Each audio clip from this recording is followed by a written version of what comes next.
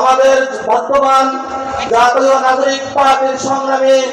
সাধারণ সম্পাদক এবং সদস্য সচিব হিসেবে যিনি অ্যাক্টিং দায়িত্ব পালন করছেন জনাব আক্তার হোসেন।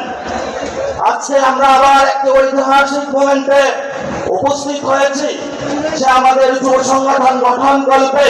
যার নাম আমরা দিয়েছি জাতীয় যুব শক্তি। আমরা ফেসিবাদী ব্যবস্থার বিলোপ করতে সক্ষম এখনো হয়নি, এই লড়াইটা চলমান থাকবে। তেমনি ভাবে নতুন বন্দোবস্ত এবং একটি মর্যাদাকর রাষ্ট্র প্রতিষ্ঠার জন্য যে সংগ্রাম, আগামীর বাংলাদেশের শতকে শতকে এই সংগ্রামের যে ঝান্ডা এবং পতাকা যাদের নেতৃত্বে বাংলাদেশে উঠে, তারা হলো আগামীর বাংলাদেশের যুব শক্তি। আর সেই যুব শক্তির প্রাণবহরা আপনারা আজকে আমার সামনে বসে আছেন, এখানে উপস্থিত আছেন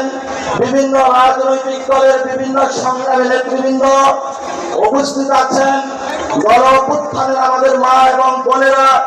যারা যদি মাঠে না আসতে গণ অভ্যুত্থান সফল হতো না, উপস্থিত আছেন তরুণ যুবরা, যাদের রক্তের উপর দিয়ে বাংলাদেশে একটি নতুন গণতান্ত্রিক প্রক্রিয়ায় প্রবেশ করেছে। আমরা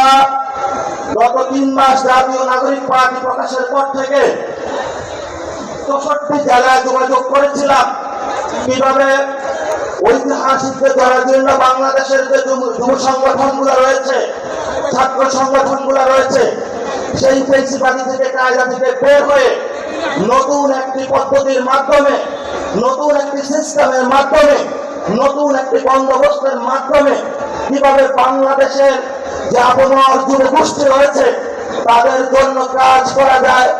সেই জন্য সেই প্রক্রিয়া শুরু করি। আমরা 64 জেলায় ভ্রমণ করেছিলাম, 64 জেলায় কথা বলেছিলাম, আমরা 64 জেলায় ইন্টারভিউ নিয়েছিলাম,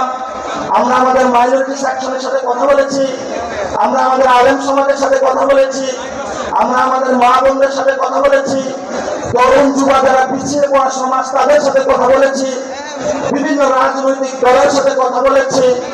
সমাজের যারা সিনিয়র সিটিজেন তাদের সাথে কথা বলেছি, সমাজের যারা ছাত্র জনতা তাদের সাথে কথা বলেছি, সমাজের যারা ব্যবসায়ী তাদের সাথে কথা বলেছি। সকলের ঐক্যবদ্ধ মিলনে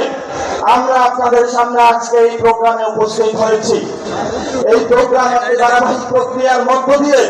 আমাদের তেমনি ভাবে নারী সংগঠন আমরা কাজ করে চলছি, শ্রমিক সংগঠনের কাজ করে চলছি, আমাদের ডায়াসপোরা সেকশনের কাজ করে চলছি,